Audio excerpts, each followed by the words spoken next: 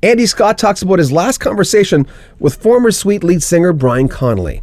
I'm John Beaudin from Rock History Music.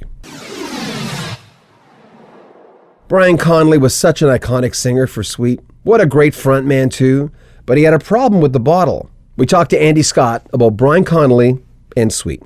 What was your last conversation like with Brian? Do you remember it? Well, it was good because he wasn't well. It was the Christmas before he died. And he called me up out of the blue and said, I don't know what to do about my band. He said, they're going off and doing gigs as the Sweet without me. And I went, what?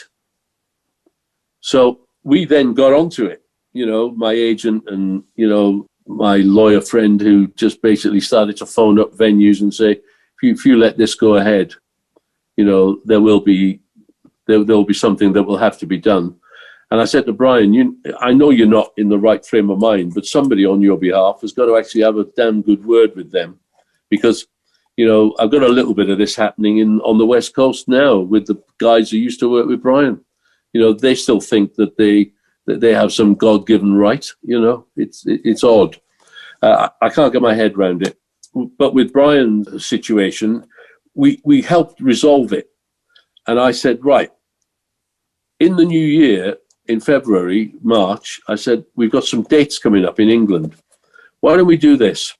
I know you're not at your best, but get over what I just thought he was having a cold, and his girlfriend had said, oh, he's done his back in a little bit. And I said, well, just make sure that he, gets off the alcohol. And she said, oh, he's certainly not drinking as much. Whether there was truth in that, I don't know. And they said he'd had this lumbar injection for pain, and it had gone in the wrong place. So he was now left with a little bit of a mobility problem where they'd obviously punctured his spine somewhere. I don't know the full story. But I said, look, here's a thing. We'll go on stage for like 45, 50 minutes, and you come on for the last 20, 25 minutes and sing those big hits that you are known for. The ones from that era. And I said, I think it could be stunning. Didn't work out because he died. But those were the last conversations that I had with him. So anybody whoever says, that there was a feud. I guess the only feud that would have happened at that time, and it would have been a musical thing, would have been when I cast my vote, like my managers and Steve and Mick did, about whether Brian was going to stay in the band or not. And once again, that had to be a majority. That couldn't be a majority. That had to be everybody. This is not a vote where one person abstains.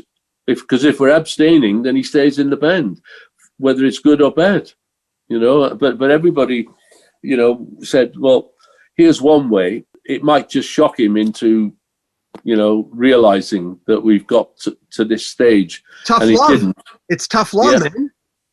And it didn't. And we carried on with the album, and, whether we're right or whether we're wrong, we did it our way, Yeah.